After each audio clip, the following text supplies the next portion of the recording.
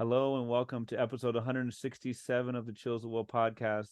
Pleasure today to be joined by Mai Der Vang. A bit about Mai Der. Mai Der Vang is the author of Yellow Rain, which is from Graywolf Press in 2021, winner of the Lenore Marshall Poetry Prize from the Academy of American Poets, an American Book Award, and a finalist for the 2022 Pulitzer Prize in Poetry, along with her collection, which is also called Afterland, which came from Graywolf Press in 2017. That was the winner of the first book award from the Academy of American Poets. The recipient of an Lannan Literary Fellowship, her poetry has appeared in Tin House, the American Poetry Review, and Poetry, among other journals and anthologies. She teaches in the MFA Program in Creative Writing at Fresno State. Hello, how are you today? I'm great. Thanks for having me on the show. Oh man, pleasure to have you. I have Sarah Bolhouse. I don't know that she would have crossed your path, but she's a Fresno State, Fresno connection as well, right? Um, Yeah, I know Sarah. Sarah's a good friend. awesome. I haven't had him on the show. I'd love to, but I'm a huge fan of Juan Felipe Herrera. hmm Did some work with him back in the day for his when he was the poet laureate. And I'm sure I'm forgetting a million great people at Fresno State in that area. So welcome, and it's great to talk to a fellow Central Valleyan, Central Californian. Thanks for having me. And Juan Felipe, too, also a very good friend. And we are also proud to host and boast the California Poet Laureate now in Fresno, Lee Herrick, I knew I was who forgetting someone. that's Yes, that's pretty recent. So yeah. right. I mean, how retroactive we going, right? We'll talk Gary Soto. We'll go way back, right? Oh man. Well, it's a pleasure to have you on, and the collection, which is to my right here, is breathtaking. I mean, it's incredible. It's truly important. Not just good or great, but just important. Obviously, it has there's a lot of questions I have for you about just the politics is not the word, but just the subject matter of it. But I'd love to kind of start from the beginning, and I'd love to know about your early reading. What were you reading? What were you speaking? Did you speak Hmong along with English? Were you monolingual for a while? Were you bilingual? And just kind of your relationship with the written word growing up. Yeah, so I grew up in Fresno. I was born and raised here. So I'm a Fresno native, Valley native, and my parents are refugees, Hmong refugees from Laos. They resettled in the very early 80s, originally first in the Twin Cities, and then they Okay. relocated here to Fresno. Uh, there was family here, and also I think that the environment was different. It was there was access to agriculture and just proximity to mountains here for Mm, them, and so I think that drew them as well as a lot of other Hmong people to this area. mm, And so I was born just around the time that they resettled here in Fresno, and yeah, I grew up here. I went to all of this. I went to school here as a child, elementary, middle, and high school. And I did grow up in a multi-generational household. My paternal grandmother lived with us, so it was always, just a great opportunity for me as a child to be exposed to the matriarch of our family and to like yes. spend time and also hear the Hmong language on a daily basis. I grew up speaking Hmong. Hmong is my first language. Yeah. And it wasn't until I had to go to school, obviously, that I started to learn English. Hmm. But my parents didn't speak English, when we were growing up. So Hmong was the language of my everyday, sort of life Hmm. as a child. I appreciate that. So, I mean, I wonder what you were reading when you got into school. Were you a voracious reader from the very beginning? Did your parents push you like, hey, learn English, learn Hmong, read in Hmong, read in English? How did that work? Yeah, it's interesting because I really didn't, I mean, my parents didn't expect me to take to English so well, but I did. I always did really well in, the standardized testing that they have students do. But it was surprising that I would do so well in English and in writing and in composition and reading skills. And I read a lot. I certainly did. As a kid in a refugee family, I read a lot of books. I went to the library a lot too. That was often a place of sanctuary for Right. me, just to be able to know that I could go and get, books that I could bring home and then take back and then get more. That was always a really interesting concept to me. It never dawned upon me that I could do that. Of course, in elementary, I checked out books too, but it was the county library Uh-huh. that allowed me to sort of see just the full offering of what was available to me. So I did read quite a bit. And Hmm. as a young person, I read your typical YA novels as a kid. I read, you know, uh, Beverly Cleary, and I read, Oh yeah. The Babysitter's Club and R.L. Stein, I mean, just sort Uh, of the books that kids were reading those days. But that's what really got me started, in literature and in thinking about writing. And I would spend summers just kind of with my nose in books, yeah. whereas everyone else was doing other things.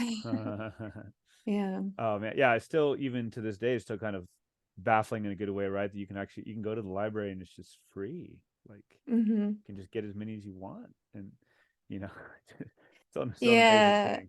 Yeah. And I think we sometimes don't appreciate our libraries as much as we should. Hmm. Yeah. And I think for me as a kid in a refugee family, it was just an amazing place. Yeah. Right. So Hmm. I mean, I wonder about ideas of representation. I mean, I don't think there have been of a lot of representation among people, right? As far as true stories, not true stories, but the long title. But there's one that comes to my mind is the spirit catches you and you fall down, which was written Yeah. by a white Hmm. American, right? So, and obviously that wouldn't be something you're reading as a kid, but I'm just wondering about representation, if and when you found it, maybe in later Hmm. years. Yeah, yeah, that's a great question because obviously as a child, I didn't there wasn't that access, I did there obviously wasn't very many published Hmong writers, if any, really at Mm, that time, that I was aware of as a child and as a student, going into high school even. Uh, and I think that, when I discovered the book by Anne Fadiman, The Spirit Catches You, it wasn't mhm. until college, Okay. actually. And that was actually when I began to discover more Hmong writers. And I was exposed to the work that a lot of the writers and the literary arts community up in the Twin Cities in Mm, Minnesota that they were doing. And so that was sort of my access to it. But that particular book, The Spirit Catches You, I think that thinking about that book and what it's done then and where it's at today, I think it's a book that I think it for me is still has so many questions about it. mm, And like you said, it's written by a white woman, and um at the time there it wasn't as if there was a Hmong writer who could also write that story. I think Anne Fadiman found herself to be in a very lucky place at a lucky time, mm. Um, but yeah, I think that there are still lots of questions that people have about that book, and even myself as a writer, thinking about how that was the book that introduced much of the nation to the Hmong community. Mhm. And for me, I think as a writer, I think, wow, well, I guess I missed out on the opportunity to introduce myself, Mm. and I think that that's what happened in that particular case with that book, for me at least. Retroactively, I mean, was that like, is that something that, like, hey, like it was a start, at least it was a book that gave us a name. I mean, you write in some of the poems about, some people not knowing the Hmong people, but like, or was it just so exoticized and, written from an outsider's point of view that it wasn't almost even wasn't worth it? It's interesting because the book has, like you said, it has it has allowed for greater awareness of the Hmong community, and the scale to which the book has grown has been tremendous. I mean, it's still being taught Mm. quite extensively today, as I understand it. Um, in some ways it still is the outsider gazing in, Right. and it's still, there are some things that are quite romanticized in the Mm. book, actually, which I think a lot of Hmong people find to be rather problematic. Mm-hmm. Yeah. Yeah, I mean, there are very few Hmong voices in that book, right? Yeah. I mean, there is the family, right, which is the Mhm. center of the book, and so, you know, and it is a work of creative nonfiction, so you're going to get Mm. primarily the author's perspective. Sure. Yeah. Yeah, definitely. Well, thank you. So I wonder, as being a professor now, fast forwarding some years, being a professor and just in your own reading life, what are what have been some of the books that have and continue to just knock your socks off, and and that your students are into, even in these days, but just some of those books or writers that really made you think, like, just game changers for you. Yeah, I think gosh, I think there's so many writers that I've been so lucky to have a chance to read and to study, modern poets, and then more contemporary poets, modern writer, like, more sort of like the I would say, like Audre Lorde, or Mm. Adrienne Rich, or some of my favorites that I've had the chance to teach. But Mm-hmm. on a more contemporary and recent level, I would even say the work of Juan Felipe Herrera, Hey. who's been such an ally and a mentor, but also, beyond just being a great friend, a phenomenal poet, Yes. who has demonstrated such, great craft and voice, and just richness in his work. Mm. And then other poets, and writers like Kathy Park Hong, Okay. Solmaz Sharif, Mm. Douglas Kearney, just to name a few. Yeah. So I was absolutely stunningly lucky. Doug Kearney was able to come and speak to my students probably on 3 or 4 occasions at the high Oh, school level. wow. I mean, my Lucky. little, yeah, my little, self-contained classroom in San Pedro, California, by Long Beach there. I'm the kind of person, like, I'll just Google, especially when I was teaching more English classes, and I Google, and hey, the worst they can say is no, right? So generous with his time, with his spirit, and I mean, just a genius of a person. Oh, yeah. I mean, just you read his work, or you hear him talk, and you hear him read his talk, and it's brilliant. I mean, Totally. just, yeah. I had a student probably 6 or 7 years after she graduated, and she emailed me or Facebook messaged one of them and said, what was the name of that poet again? The one, Mm-hmm. he, I mean, his live stuff. I mean, to see him live is a whole different level, right? Mm-hmm. Definitely. Absolutely. Oh, Yeah. I'm so glad. I'm so glad you mentioned him. I think he is now in Minnesota. I think from He SoCal, is actually, yeah, right? he's teaching in Minnesota. Yep. Mm-hmm. And I Mm-hmm. think I had to look up the word, but he's also a librettist. Yes, he is, That's right? a thing. Multi-talented. That's so multi-talented, definitely, Yeah. definitely.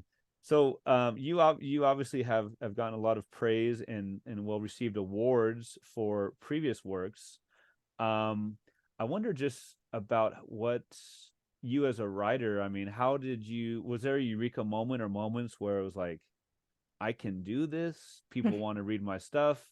I'm getting feedback from people I really respect. How did that work?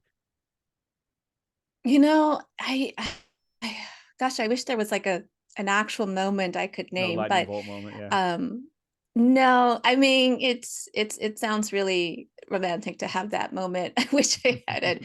But I think for me, it especially as a Hmong writer, it took longer, because I always felt like the stakes were higher for Mm, someone like me, at least, just coming from a community where, there were so few of us, and no one really knew the backstory mm, to why we ended up in this country, how, mm, parents became refugees, and so there was still, at that time, like, I would say even 10 plus years ago, a lot of unknowns about, who I was, or just even what I was going to do. But I stuck with poetry because I was lucky to be part of a small collective called the Hmong American Writers mm. Circle. And this little collective was so sort of committed to wanting to foster creative writing. And it was just a couple of friends who would get together in a living room to workshop poems, right? And eat, Chinese food, right? Just, it was very informal and grassroots. And I think just being part of that collective and feeling the sense of community there allowed me to see that I have, that all of us have to continue to do this work. We have to keep pushing forward so that we can create a space for our voices to be heard too. Right. And it wasn't until 2016. So I was part of the Hmong writers, and then I went off to get my MFA. And then it wasn't until 2016, a couple of years after my MFA, that I won that prize from the Academy of American Poets, which then allowed for just a new door to open up, and also allowed me to help to sort of share the work of other Hmong American poets with the national audience too. Yeah. I'm sure I know it's impossible to generalize. Is there an overall sense, like, similar to like Cambodian Americans, right, with Pol Pot and those years and just the absolute tragedy of all those years?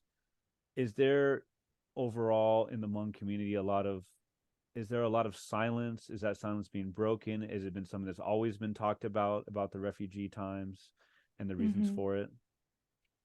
Yeah, there I think that more recently, at least, there's been more discourse and dialogue around the war, the secret war. And and in fact there have even been large sort of curated exhibits, sort of museum like exhibits that have been that have appeared sort of in community spaces too, to help educate the larger community about the history behind the war, and to also educate young Hmong people too about the war. And so I do think that there is a willingness to have that dialogue and to talk about it, even if it's not about, you know, sort of digging into the deeper trauma. It's at least beginning to educate about what happened, why it happened, what were the conditions that led to this war, etc. How did we end up here? How did our parents end up as refugees? So I do think so. Yeah. I think that there's a little more knowledge happening these days, fortunately. And there's still more to learn, I think. Um, there's still more that I think our parents will eventually tell us one day. But for now, there's been some wide scale community effort to be able to share not only with the Hmong community but with the larger community, the community at large, about the war. Yeah. Well, that line's going to stick with me. The idea of like even parents with still more to say. That's very deep. Yeah. Thank you for that. It's a good segue into the book Yellow Rain, and you start off with some history of this secret war that you talked about. It was not a declared war. I guess you would say the Vietnam War wasn't even a declared war, right? But it was definitely a secret. You write early on about following the rain. How so? Yeah, I guess in the opening of the book, I talk about, following the rains or hunting the rains. And for me, maybe it's sort of a way for me to think about how I've been also following Yellow Rain all these years. I spent over 10 plus years doing the research for the book. Wow. Writing the book. So it's been a work in progress, and it really consumed my life for a very long time. So I guess that's where that phrase comes in. Yeah. Well, it shows 10 years of research. Wow. The poetry question, which is now, pardon me, is that a podcast as well? Is that a magazine? Is that a website? I know, right? The poetry question. Yeah, there's sort of an online magazine, and they did a review on the book, right? Is that Exactly. yeah. Yeah. And they write it about is that this book defies genre. You have 5 sections. They're called compositions 1 through 5. I think it serves as like oh boy, I can't think of the word, the epigraph. Raul Sorita, this idea of words don't die. What, I guess just a larger question about did you have a goal or goals in mind? Was there, like they say, it does defy genre. It's not all sonnets. It's not all, this and that. It's got government documents. It's got, some of them superimposed on top of the other. Mhm. Some more bold than the other. It's just an amazing just cornucopia of different Mhm. styles and stuff. What was this something like, hey, I needed to do this for myself? Was this, hey, this is a call to action? I guess kind of what were some of your goals?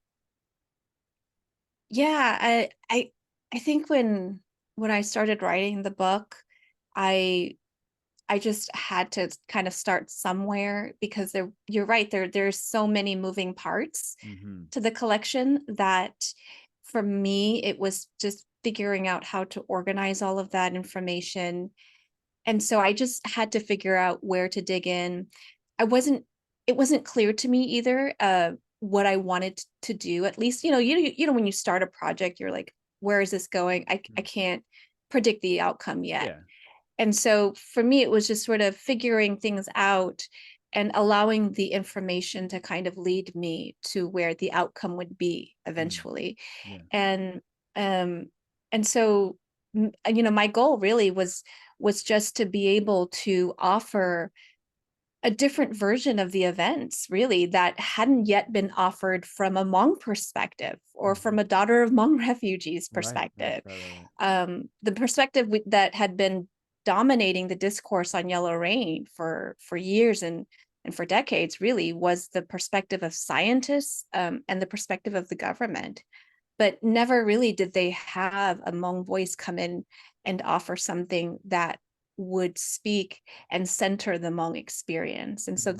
that hopefully that, I mean, that was what I tried to do, right, with Mm-hmm. the collection. Yeah. And Well, so I mean, I'll have you explain a little bit if you would, just about just the Yellow Rain, just overall. But like, to me, I mean, Wikipedia, I think, is one of the most amazing things in the world about, like who's writing that article on glasses, like glass, you know what I mean? Like who's yeah. that person? It's just amazing to me, the proliferation of articles and everything on there. But even if you look up Yellow Rain on Wikipedia, there's a lot about the scientists he talked about and all of that. And there's you have the last little. I don't know if you've seen that. Your book is mentioned in the last little paragraph or whatever. Oh, fascinating. I I know, should check right? that out. Totally.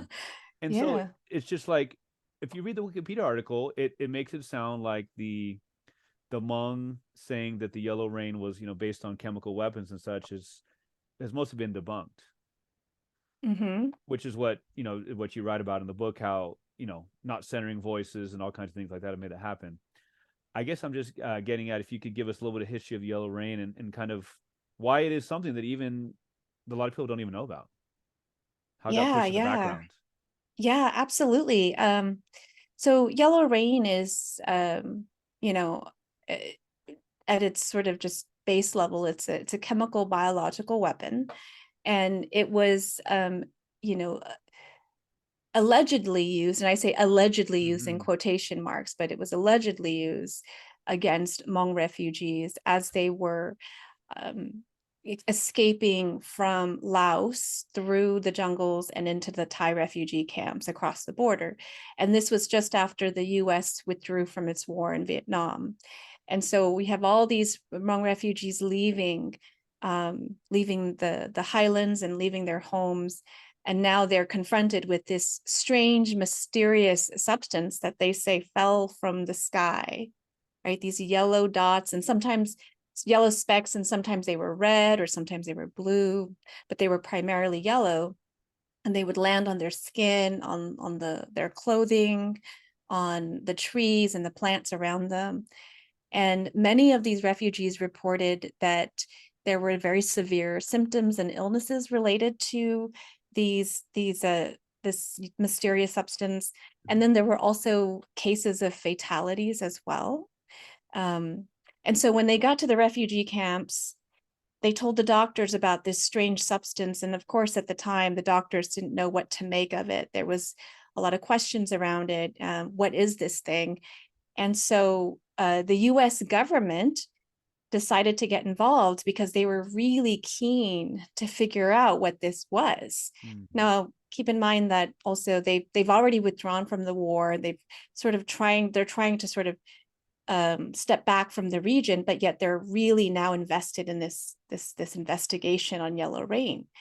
And so they are eager to find out because they also want to know if the Soviets are the culprit. This is all happening during the time of the Cold War. And so, of course, they're going to first point their fingers at the Soviets and say the Soviets provided this mysterious substance to the communists in Vietnam, who then used it against the Hmong refugees. And so the government conducted what became a very, very confusing 8-year investigation into yellow rain. And so they would, get tested. They would get samples from refugees. They would get urine, blood, whatever they could get, clothing samples, just to figure out whatever this thing was. Now, I think where the story kind of turns for me is that because it was such a intriguing mystery, there were a lot of different players involved in the investigation, different departments, from the CIA, the Department of Defense, the State Department. And then there were also academic scientists from throughout the country who were then testing all these samples for the government. And then the media also got involved. So it was quite the frenzy for the media. Right. And so in the middle of all of this, you have the politics, which really did play a role in the way that the story of Yellow Rain unfolded, was because you had a contingency of people who were very adamant in claiming that this was and is a biological weapon that was being used. And, whether they had good motives or not, the question really is, how does Yellow Rain being a biological weapon serve their political agenda? It allows them to, in my argument and in my research, what I found was that it allowed them to be able to leverage and exploit the harm that had been committed, so they could lobby for more weapons. And sort of build the arsenal for the United States. Right. Then you had another contingency of people who are like, no, this is not a biological weapon. The Hmong people are just lying, or they don't know what's going on, or they can't make heads or tails of this. And they had a very particular vested interest in wanting to de-escalate the conflict, even if they knew people might have been dying from it. So that was a big concern. And in the middle, you have the Hmong refugees, whose testimonies and stories soon faded into the background, and eventually their stories and their testimonies were just invalidated. So the book is about really trying to challenge why Hmong testimonies were dismissed, and to sort of resist that and to push against that. Well, throughout the whole collection, thank you for that. Thank you for that background, by the way. Very, very thorough. We appreciate that. Found poems. We talked about declassified documents, or some of the many things that are used. The first poem, and we talked about the Hmong people being in the middle. The first poem, I don't know if it's a paraphrase or exact, but it's, quote, "White man does the dirty work through the Hmong." Right? As the daughter of refugees, whether that's your voice, whether that's the narrator's voice, she's, quote, "looking back at the sky that brought this yellow rain." There's the second poem, which is called "Guide for the Channeling." Quote, "every footprint incarnate in sunk villages of the disregarded." And this is a line that I saw quoted many times in many of the reviews, a beautiful line.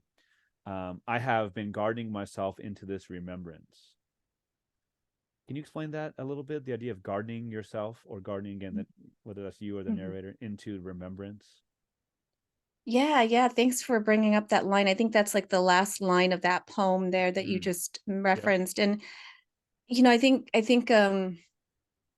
you know, I think of the work that it takes to sort of build or to nurture, to grow something. And for me, this has been a work in progress, an ongoing effort, an effort in which oftentimes I felt very alone in. Like, no one's going to take seriously this yellow rain stuff, you know. No one's going to. Why would anyone care about these refugees? You know, there was constantly doubting myself too in those moments, Mm. you know. And I think that last line for me is sort of an acknowledgement and affirmation of the need to resurrect this, to remember this, and to sort of bring it under a new light. You know, Right. I think sometimes things get buried for a while, and then you dig it back up again. And the work I was doing with the research was a lot of digging. Mm-hmm. Maybe that's where the gardening reference comes from too. Yeah. But it takes a while for things to kind of reemerge, and they always do. You Right. know, things from the past that deserve to be reckoned with, they'll come back up somehow. So maybe that's where that line comes from. Yeah. Oh, definitely. Appreciate that. And that makes a lot of sense.